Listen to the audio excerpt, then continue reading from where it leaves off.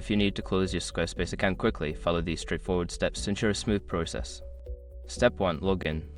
Access your Squarespace account by visiting the Squarespace website and entering your login credentials. Step 2. Navigate to account settings. Once logged in, click on your profile icon in the top right corner. From the drop-down menu, select Settings to access your account settings. Step 3. Find the Billing and Account section. In the Settings menu, scroll down to find the Billing and Account section. Click on it to view your account details and options. Step 4. Select Close Account.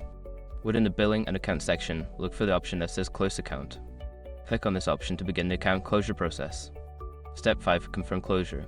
Follow the prompts to confirm that you want to close your account. You may need to provide a reason for closing and confirm your decision before the account is officially closed.